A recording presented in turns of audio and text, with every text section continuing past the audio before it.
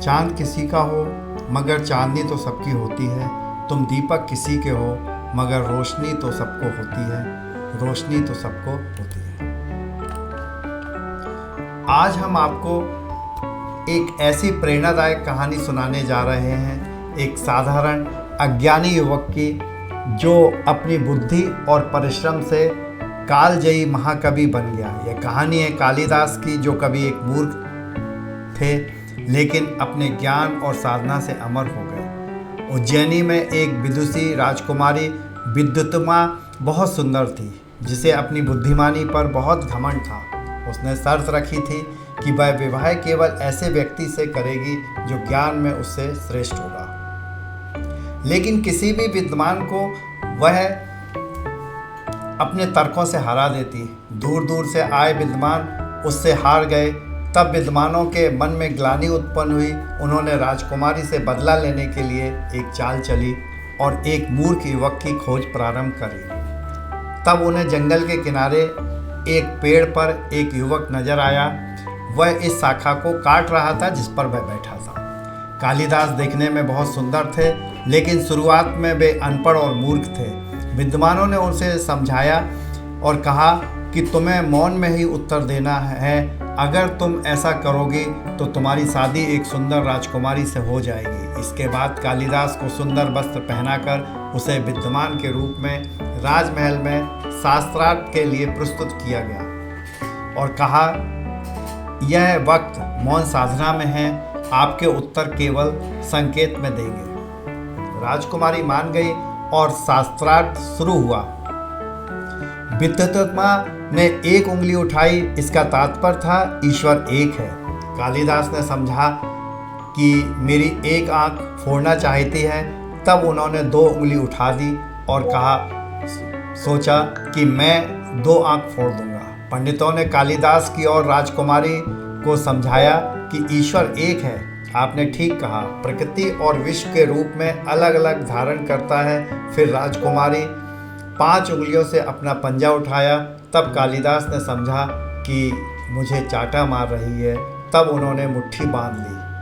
तब विद्वानों ने समझाया कि 5 तत्व भिन्न भिन्न अलग अलग हैं, लेकिन उनकी सृष्टि सबको मिलकर ही हो सकती है। तब विद्युत्मा ने हार मान ली और उनका विवाह कालिदास से हो गया। जैसे ही राजकुमारी कालिदास से बात करने लगती है, उसे सच्चाई का पता चलता है। राजकुमारी क्रोधित होकर, धोखा, यह व्यक्ति तो निरा मूर्ख है। कालिदास लज्जित महसूस करते हैं। वह बिना कुछ कहे महल छोड़कर चले जाते हैं। एक मंदिर के बाहर कालिदास ध्यानमग्न बैठे हैं। उदास और विचारों में डूबा हुआ एक साधु पास आता है और कालिदास से बोलता है, बेटा, अज्ञानता कोई दोष नहीं, लेकिन उसे दूर न करना सबसे बड़ा दोष है। ज्ञान अर्जित करो, खुद को बदलो। कालिदास को प्रेरणा मिलती है।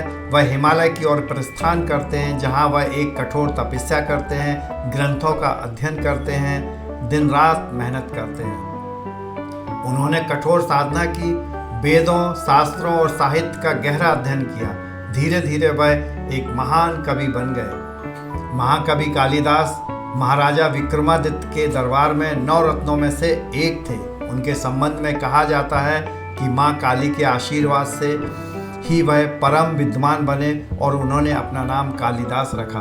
कालिदास न केवल एक महान कवि और नाटककार थे, बल्कि संस्कृत भाषा के विद्वान भी थे। वे भारत के श्रेष्ठ कवियों में से एक थे। उन्होंने सुंदर, सरल, अलंकार युक्त भाषाओं में रचनाएं की और अपनी रचनाओं के माध्यम से भारत को नई दिशा देने का प्रयास किया।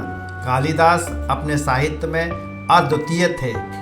कालिदास, जिन्हें संस्कृत साहित्य का महान कवि और नाटककार माना जाता है, प्राचीन भारत के एक महान लेखक थे, जिनकी रचनाएं भारतीय जीवन और दर्शन को दर्शाती है। उनकी प्रसिद्ध रचनाएं हैं अभिज्ञान, शाकुंतलम, मेघदूत और रघुवंश।